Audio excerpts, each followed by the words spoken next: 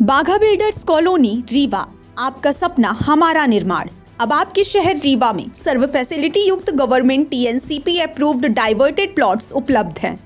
यहां आपको मिलेगा सुरक्षित एंट्री गेट और बाउंड्री वॉल, चौड़ी सड़कें, हरा भरा गार्डन और ओपन स्पेस, विद्युत ट्रांसफार्मर और पक्की नाली व्यवस्था, ओवरहेड वाटर टंकी और आधुनिक सुविधाएं। संपूर्ण कॉलोनी में हर प्लॉट सुविधाओं और सुरक्षा के साथ तैयार है। तो एक बार विजिट कीजिए बाघा बिल्डर्स कॉलोनी। हमारी लोकेशन है डीपीएस स्कूल के पास, अटरिया, रीवा।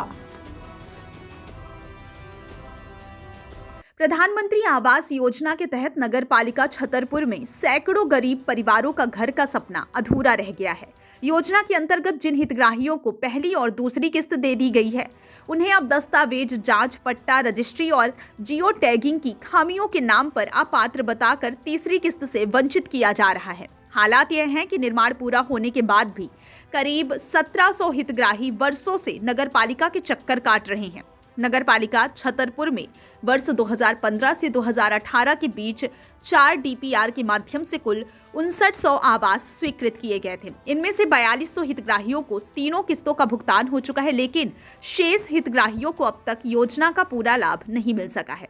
दूसरी या तीसरी किस्त के लिए ये हितग्राही लगातार कार्यालयों के चक्कर लगा रहे हैं, लेकिन समाधान नहीं हो पा रहा है।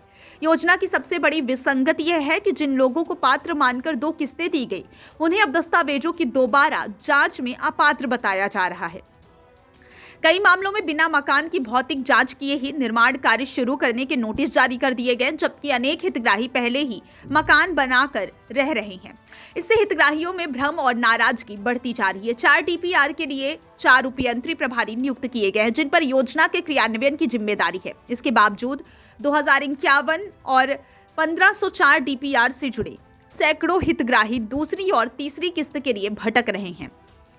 जिन हितग्राहियों ने अब तक निर्माण शुरू नहीं किया है, उनसे वसूली भी नहीं हो पाई है। वहीं जिनका निर्माण पूरा हो चुका है, उन्हें अंतिम किस्त नहीं मिल रही है। गोकुलधाम कॉलोनी निवासी जमुना अहिरवार के मुताबिक वह पिछले 15 वर्षों से उसी कॉलोनी में रह रही हैं। नगर पालिका की टैक्स रसीद के आधार पर उनके नाम पीएम आवास स्वीकृत हुआ और 2 किस्तें भी मिल गई। उन्होंने कर्ज लेकर मकान का निर्माण पूरा कर लिया, लेकिन 1 साल से अधिक समय बीतने के बाद भी तीसरी किस्त नहीं मिली। कर्ज चुकाने के लिए उन्हें परिवार सहित दिल्ली जाकर मजदूरी करनी पड़ रही है। उन्होंने बताया कि उनकी कॉलोनी में ऐसे करीब 40 आवास हैं जिनके पास ना तो रजिस्ट्री है और ना ही पट्टा, फिर भी उन्हें योजना में शामिल किया गया है। नगर पालिका क्षेत्र के 40 वार्डों में से कई वार्ड ग्रामीण सीमा से सटे हुए हैं। इन क्षेत्रों में पीएम आवास योजना के तहत आए करीब 250 आवेदन होल्ड कर दिए गए हैं। अधिकारियों का तर्क है कि इन रजिस्ट्रियों में नगरीय निकाय शुल्क दर्ज नहीं है। सर्वे के दौरान जिन आवेदकों की रजिस्ट्री में नगरीय शुल्क नहीं पाया गया, उन्हें अपात्र घोषित कर दिया गया है।